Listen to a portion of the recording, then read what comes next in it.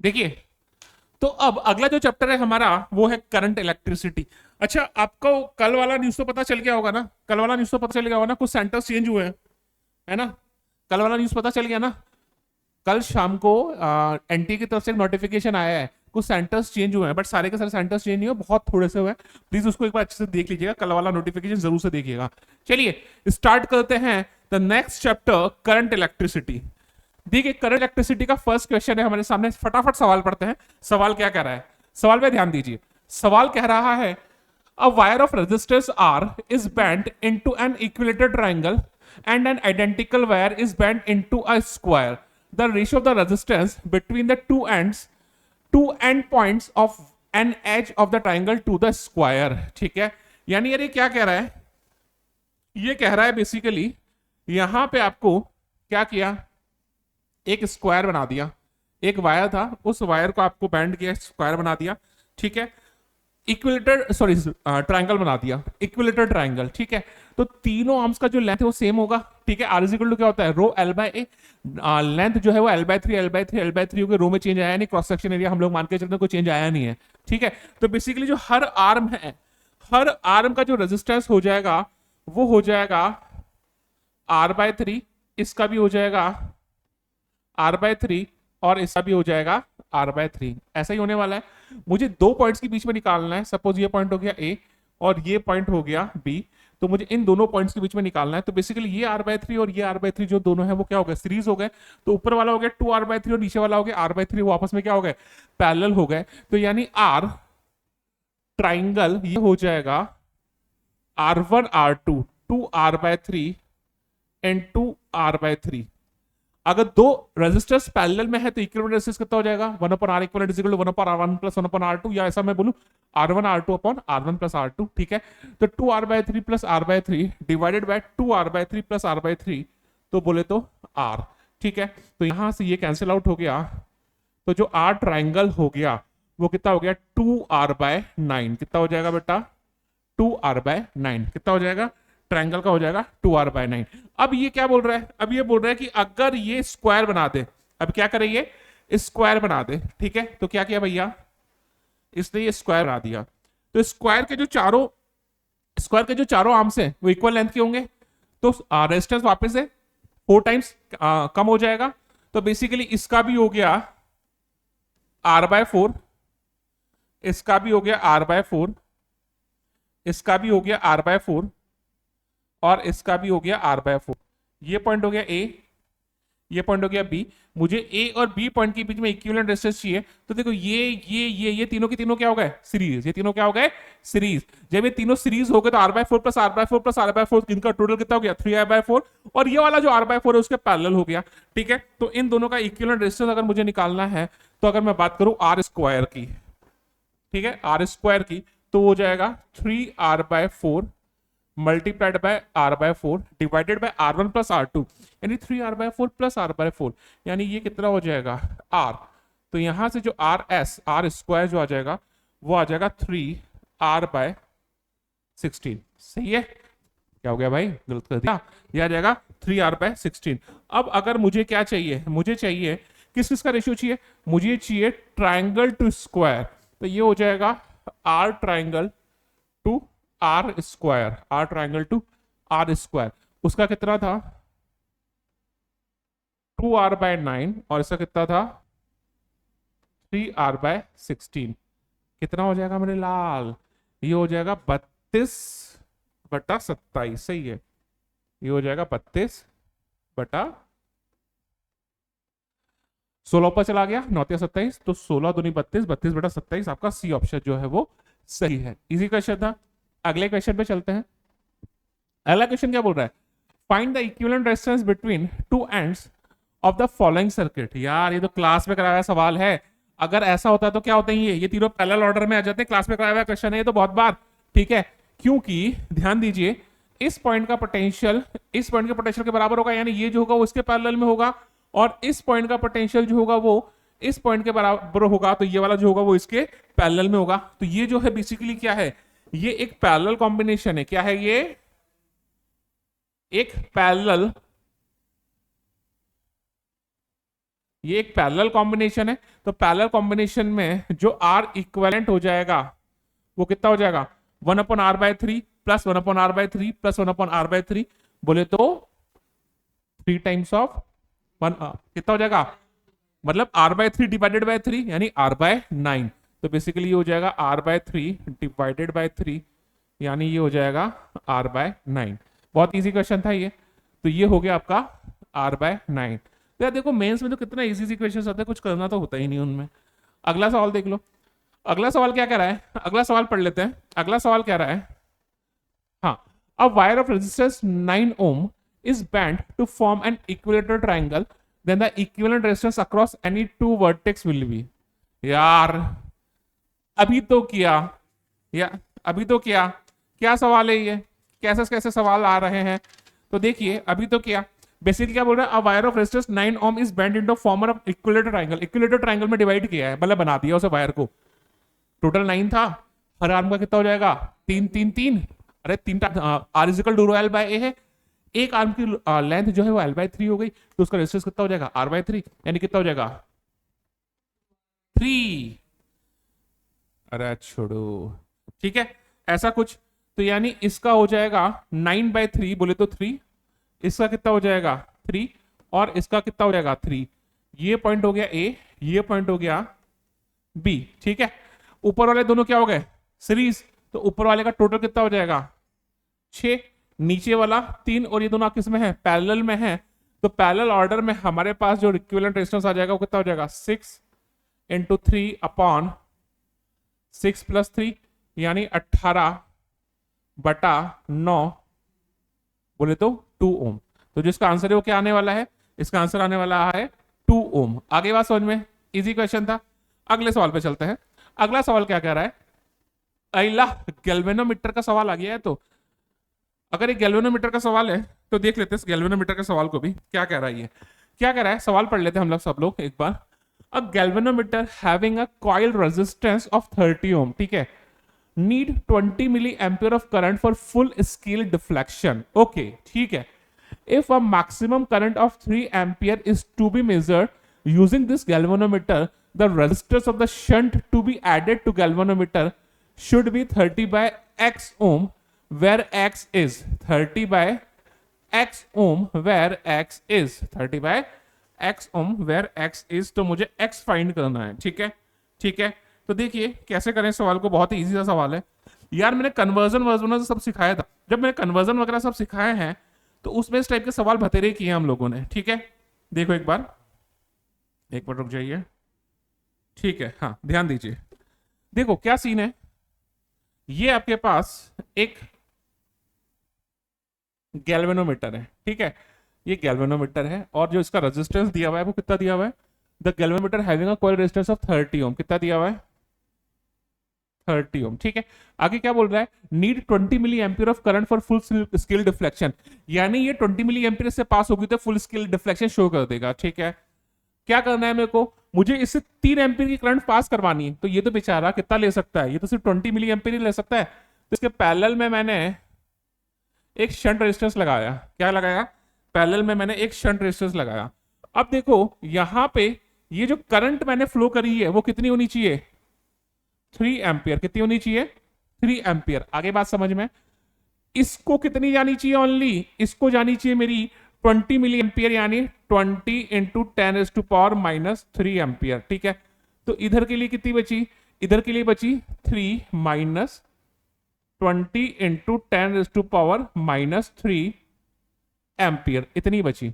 इसके पास full scale deflection के लिए सिर्फ 20 मिली एम्पियर जानी चाहिए, पर मुझे इसके पास भेजनी कितनी है 3 एम्पियर। तो पैरेलल में मैंने एक शंट रेजिस्टेंस लगा दिया, तो 20 मिली एम्पियर इधर से चली गई, उधर कितनी जानी चाहिए 3 - 20 × 10⁻³ एम्पियर, मिली 10⁻³ होगा बेसिकली, ठीक है। अब ये दोनों पैरेलल में, तो इसके और इसके अक्रॉस जो पोटेंशियल डिफरेंस होगा वो इक्वल होगा, इसके और इसके अक्रॉस जो पोटेंशियल डिफरेंस होगा वो इक्वल होगा। तो देखिए इसका अक्रॉस पोटेंशियल डिफरेंस कितना हो जाएगा, इसका अक्रॉस हो गया, गैल्वेनोमीटर का अक्रॉस हो जाएगा 20 × 10⁻³ × 30 V = IR, उसके अक्रॉस हो जाएगा 3 - 20 × 10⁻³ × S। अब यार सुनो, 3 एम्पियर के मुकाबले 20 मिली एम्पियर बहुत छोटा है। 3 एम्पियर के मुकाबले 20 मिली एम्पियर बहुत छोटा है बेटा। ऐसे नेगलेक्ट कर सकते हैं, यहाँ पे कर देता हूं ना, आंसर में नहीं याद दिया। अरे तो पर तू देखना आंसर कितनी दूर दूर है। एक 149 है, 298 है, 447 है, 596 है। एग्जैक्ट आएगा इसमें? अरे नहीं भी आएगा तो ठीक है, भाड़ में जान दे। मैं क्यों तो पेन लूं, मेरे पास इतना टाइम थोड़ी है, क्यों लूं पेन। मैं तो नेगलेक्ट कर देता हूं, क्योंकि आंसर बहुत दूर दूर है यार। अगर आंसर दूर दूर नहीं होते तो मैं सोचता, इतना दिमाग लगाता। आंसर बहुत दूर दूर, मैं नेगलेक्ट कर देता हूँ क्योंकि वो बहुत छोटा है ऑलरेडी। ठीक है, तो यहां से नेगलेक्ट कर दिया तो भाई साहब यहां से ये हो जाएगा, एक 3 से ये 3 कट गया। ठीक है, उसे नेगलेक्ट किया तो जो एस आ गया, जो मेरे पास एस आ गया वो कितना आ जाएगा, 0.2। देखो ना यार, ये 2 × 10⁻⁻1, तो ये आ जाएगा मेरे पास 0.2 ओम। अरा लगभग 0.2 ओम। मुझे क्या चाहिए, मुझे क्या चाहिए, मुझे चाहिए 30/x। एस का वैल्यू कितना है, 30/x। एक्स का वैल्यू कितना है, सॉरी एस का वैल्यू कितना है, 30/x। यही है क्या? अरे यार तो क्या कर दूं, क्या कर दूं, इसके बराबर कर दूं क्या? तो 30/x इज इक्वल टू 0.2। पक्की बात है? तो यहां से जो x आएगा वो आएगा 30/0.2, तो ये लगभग आएगा 150। अरे यार अब 150 के ये तो करीब है नहीं, तो 149 ही होगा ना। अगर नेगलेक्ट नहीं करता तो एग्जैक्ट वैल्यू आ जाती। तो यार कैलकुलेशन देखो थोड़ा सा, अगर एकदम ऑप्शंस जो दिए हुए होते ना वो मेरे को बहुत पास पास दिए होते तो मैं नेगलेक्ट नहीं करता, एग्जैक्ट कैलकुलेशन करता। ठीक है क्या, ठीक है क्या? अगले सवाल पे चलते हैं। पक्का समझ में आ गया ना भाई, ये पक्की बात है ना? ठीक है, अगले सवाल पे चलते हैं। अगला सवाल क्या कह रहा है? ओके, अगले सवाल में दिमाग लगेगा, अगले सवाल में दिमाग लगेगा। चलो दिमाग लगाते हैं। है दिमाग क्या तुम्हारे पास? तेरे पास है दिमाग? चलो लगा लेते हैं। Consider a MCG moving coil galvanometer. A torsional constant in moving coil galvanometer has dimension. इतनी डायमेंशन होती है उसकी, ठीक है, पता नहीं, देखेंगे। Increasing the current sensitivity may not necessarily increase the voltage sensitivity. ये पता नहीं, सोचते हैं इस पे भी।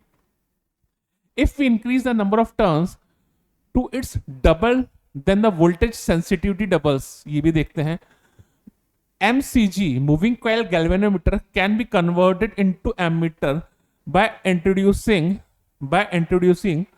a shunt resistance of large value in parallel with galvanometer. यार डी ऑप्शन तो गलत है, ये मुझे यहीं से समझ में आ गया। ये डी ऑप्शन गलत है, मुझे यहीं से समझ में आ गया। क्यों?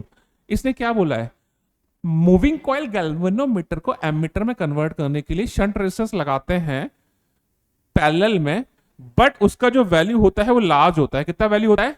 लार्ज। इसका रीजन समझ लो, उसका वैल्यू लार्ज नहीं होता, उसका वैल्यू जो होता है वो स्मॉल होता है। क्या होता है उसका वैल्यू? स्मॉल। क्यों?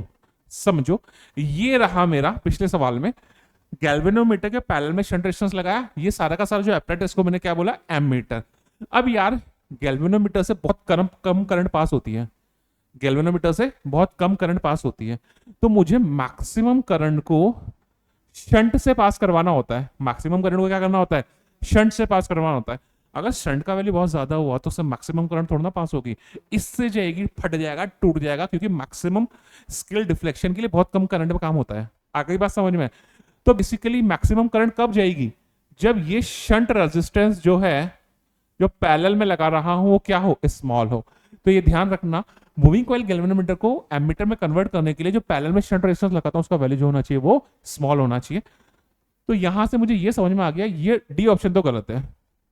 वापस, current sensitivity of MCG depends inversely on number of coils. ये भी पता नहीं, इनको एक बार निकाल लेते हैं। ठीक है यार, एक बात बताओ, जब मूविंग कॉइल गैल्वेनोमीटर पड़ा था तो उसमें कॉइल घूमी थी। कॉइल घूमी थी किसकी वजह से? मैग्नेटिक टॉर्क की वजह से, मैग्नेटिक टॉर्क की वजह से, है ना। और उस पे स्प्रिंग ने एक रीस्टोरिंग टॉर्क लगाया था, वो कितना था? के थीटा। वहां पे जो के था वो क्या था? Torsional constant. के क्या था? Torsional constant. और इक्विलिब्रियम की कंडीशन में क्या हुआ था? Tau magnetic is equal to tau spring. ठीक है, तो पहले टॉ स्प्रिंग का देख लेते हैं, उसको छोड़ते हैं। टॉ स्प्रिंग कितना था? टॉ स्प्रिंग जो था वो के थीटा था। तो पहले ऑप्शन में डायमेंशन की बात कर लेते हैं। जो थीटा होगा वो तो डायमेंशन लेस होगा मेरे लाल, जो थीटा होगा वो तो डायमेंशन लेस होगा। तो जो टॉर्क का जो डायमेंशन होगा वही टॉर्सनल कांस्टेंट या के का डायमेंशन होगा। टॉर्क का डायमेंशन क्या होता है? फोर्स इनटू लेंथ या एनर्जी का डायमेंशन, यानी ml2 t-2। आगे बात समझ में? अरे तीन के डायमेंशन सेम होते थे, work, energy and torque. Work क्या होता है? F into D. वर्क क्या होता है? Force into displacement. एनर्जी का डायमेंशन भी होता था। टॉर्क क्या होता है? फोर्स इंटू आर्म लेंथ, यानी वो भी क्या हो गई? डिस्टेंस। तो बेसिकली ये टॉर्क जो सॉरी बेसिकली टॉर्सनल कांस्टेंट उसका डायमेंशन टॉर्क के बराबर होगा, और टॉर्क का जो डायमेंशन होता है वो क्या होता है? ml2 t-2। तो मेरा ए ऑप्शन तो सही है। तो यहाँ पे दो चीजें समझ में आ गई, ए सही है और डी गलत है। ए सही है और डी गलत है, इतना समझ में आ गया है मेरे को। ठीक है, आगे बी पे समझ लेते हैं। बी पे देख लेते हैं, बी क्या बोल रहा है? Increasing the current sensitivity may not necessarily increase the voltage sensitivity. यार ये बोल रहा है कि करंट सेंसिटिविटी बढ़ाने पर वोल्टेज सेंसिटिविटी जो है नेसेसरीली वोल्टेज सेंसिटिविटी को इंक्रीज नहीं करेगी। मतलब मे नॉट, जरूरी नहीं है कि वो उसको भी इंक्रीज करे। समझ में आया क्या बोला इसने? Increasing the current sensitivity may not necessarily increase the voltage sensitivity. Current sensitivity अगर बढ़ाएं तो वो एकदम ठप्पे के साथ ऐसा हो सकता है कि वो वोल्टेज सेंसिटिविटी को इंक्रीज ना करे। Not necessarily increase the voltage sensitivity, ऐसा हो सकता है। तो यार इस ऑप्शन को देखो यार, यहां पे बेसिकली हम लोगों ने टॉ मैग्नेटिक, इसकी बात कर लेते हैं पहले। टॉ मैग्नेटिक क्या था? एम क्रॉस बी यानी एम बी, यानी वो था M B is equal to K theta sine theta. Theta पे 90 कर चलते हैं रेडियल की वजह से। ठीक है, एम क्या था? N I A B is equal to K theta. ठीक है, एम क्या था? N I A B is equal to K theta. Voltage current sensitivity क्या होती है? I theta upon I, theta by I, यानी यूनिट करंट फ्लो करने पर कितना थीटा बढ़ रहा है या चेंज हो रहा है। तो यहां से थीटा अपॉन आई, ये क्या था बेसिकली हमारा? I S. ये क्या था? I S. तो theta upon I is equal to N A B upon K, ऐसा होता है। देख लो इधर, तो theta upon I is equal to basically क्या हो जाएगा यहाँ पे? थीटा अपॉन आई हो जाएगा एन बी ए अपॉन के। इतना मेरे को समझ में आया। ठीक है, इतना मेरे को समझ में आया। अब यहां से ध्यान से समझ लेना, आई की जगह अब वोल्टेज सेंसिटिविटी क्या होता है ये बता मुझे? वोल्टेज सेंसिटिविटी होता है यूनिट पोटेंशियल लगाने पर। क्या होता है? यूनिट पोटेंशियल लगाने पर कितना एंगल वो घूमा, यानी वोल्टेज सेंसिटिविटी होती है Vs is equal to theta upon V. आगे बात समझ में? यहां पे लिख सकता हूं मैं थीटा अपॉन वी की जगह लिख सकता हूं मैं आई आर। थीटा अपॉन आई कितना हो जाएगा? ये रहा एन बी ए अपॉन के, तो यानी ये हो जाएगा एन ए बी अपॉन के आर। आगे बात समझ में? तो मेरे पास करंट सेंसिटिविटी का फॉर्मूला आ गया और मेरे पास वोल्टेज सेंसिटिविटी का फॉर्मूला आ गया। इतना समझ में आ गया? सही है। अब अगर मैंने IS बढ़ाया, कैसे बढ़ा सकता हूं? सपोज नंबर ऑफ टर्न्स बढ़ा दिए मैंने, तो मेरे पास करंट सेंसिटिविटी इंक्रीज हो गई। तो पर यहां पर बढ़नी चाहिए क्या? अरे नहीं, अरे भाई नंबर ऑफ टर्न्स बढ़ाएंगे तो लेंथ बढ़ेगी तो रेडियस भी, क्या रेजिस्टेंस भी तो बढ़ेगा। तो जरूरी नहीं है कि अगर IS बढ़ाए तो VS भी उसी रेशियो में या उसी प्रोपोर्शन में बढ़े, ऐसा कोई जरूरी नहीं है। आगे बात समझ में? कि अगर मैं सपोज नंबर ऑफ टर्न्स बढ़ा रहा हूं तो मेरे पास करंट सेंसिटिविटी इंक्रीज हो रही है, तो जरूरी नहीं है वोल्टेज सेंसिटिविटी भी इंक्रीज हो, क्योंकि यहां पर नंबर ऑफ टर्न्स बढ़ा रहे हैं तो रेजिस्टेंस भी तो इंक्रीज होगा। अगर रेजिस्टेंस भी इंक्रीज होगा तो VS किस प्रोपोर्शन में इंक्रीज हो या नहीं हो कुछ नहीं कह सकते। तो ये स्टेटमेंट सही है। इंक्रीजिंग द करंट सेंसिटिविटी में not necessarily increase the voltage sensitivity. ऐसा कोई जरूरी नहीं है कि करंट सेंसिटिविटी अगर मैं इंक्रीज करूं तो वोल्टेज सेंसिटिविटी भी इंक्रीज होनी चाहिए। समझ में आया? तो मेरे को लगता है बी ऑप्शन भी सही है, डी गलत हो गया। सी पे देख लेते हैं। If we increase the number n to its double voltage sensitivity doubles. यार वोल्टेज सेंसिटिविटी सुनो, वोल्टेज सेंसिटिविटी एन को तो 2n कर दिया मैंने यहाँ पे, बट मेरे को आर का रिलेशन तो पता ही नहीं है।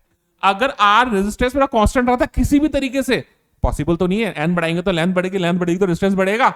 सपोज किसी भी तरीके से अगर मेरा रेजिस्टेंस कांस्टेंट रहता तो एन को अगर मैं 2n करता तो वीएस जो है वो 2 टाइम्स हो जाता, बट ऐसा पॉसिबल नहीं है। तो basically if increase the number of terms N to its double to N the voltage sensitivity doubles, ऐसा जरूरी नहीं है, यानी ये गलत हो गया था, वोल्टेज सेंसिटिविटी ये गलत है, ठीक है। अगला क्या बोल रहा है, current sensitivity depends inversely on the number of turns of coil. यार ये तो डायरेक्टली प्रोपोर्शनल है, आईएस जो है वो डायरेक्टली प्रोपोर्शनल है, तो ये भी मेरा गलत हो गया। तो मेरा ए सही है और मेरा बी सही है, तो ए और बी ओनली। समझ में आ गया क्या, समझ में आ गया क्या? चलिए अगले सवाल पे चलते हैं फटाफट, अगले सवाल पे चलते हैं। अरे अगला सवाल कहां गया, ये रहा। अगले सवाल पे चलते हैं। अगला सवाल देखिए क्या बोल रहा है, the value of current I, the value of current I in electrical circuit as given below when potential at A and B is equal to the potential A is equal to the potential B, blah blah blah। देखो कुल मिला के क्या कह रहा है ये, A point का पोटेंशियल B पॉइंट के पोटेंशियल के बराबर होना चाहिए, है ना। अगर ऐसा है तो ये बेसिकली बैलेंस्ड डिस्टर्बेंस बन गया, बैलेंस्ड डिस्टर्बेंस बन गया, तो this upon this is equal to this upon this, तो मेरे पास सीधा सीधा आर आ जाएगा, मेरे पास सीधा सीधा आर आ जाएगा। तो अगर ऐसा है तो 10 by R is equal to 20/40, ये गया 2 टाइम्स, तो जो आर आ जाएगा वो कितना हो जाएगा 20 ओम, आर आ जाएगा कितना आ जाएगा 20 ओम, ठीक है। बीच वाला हटा दो क्योंकि बेसिकली पोटेंशियल डिफरेंस 0 है, करंट फ्लो नहीं हो रहा है। ऊपर वाला टोटल रेजिस्टेंस कितना हो गया 30, नीचे वाला हो गया 60, ऊपर वाला हो गया 30, नीचे वाला हो गया 60, तो बेसिकली यहां पे ऊपर वाला हो गया 30, नीचे वाला हो गया 60, और यहां से करंट जा रहा है आई, ठीक है। तो बेसिकली यहां पे इक्विवेलेंट रेजिस्टेंस कितना हो जाएगा, इक्विवेलेंट हो जाएगा 30 × 60 अपॉन 30 + 60 90,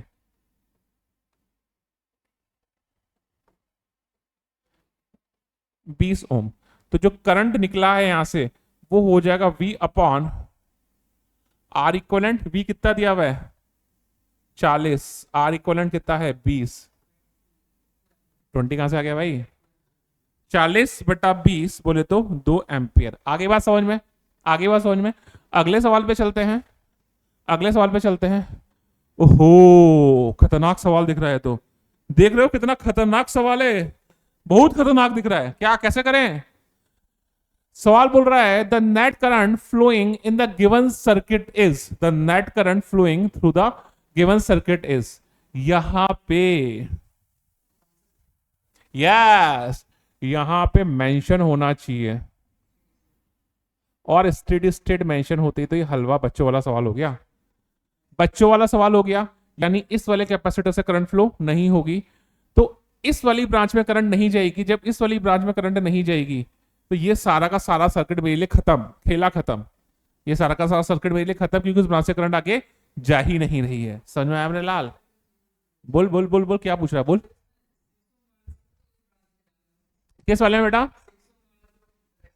हाँ तो ठीक है, तो तू कहना चाहता है यहां से करंट ऐसे गई और यहां से ऐसे गई, तो इधर से आगे जाएगी, आगे जाएगी तो यहां से लौट के ऐसे आएगी, आ पाएगी, यहां से लौट के ऐसे आएगी, आ पाएगी, यहां से लौट के ऐसे आएगी, आ पाएगी, यहां से लौट के वापस इसी रास्ते से थोड़ी आएगी ना, तो करंट जिस रास्ते से जाती है उस रास्ते से थोड़ी जाती है। भाई यही पढ़ाया क्या मैंने?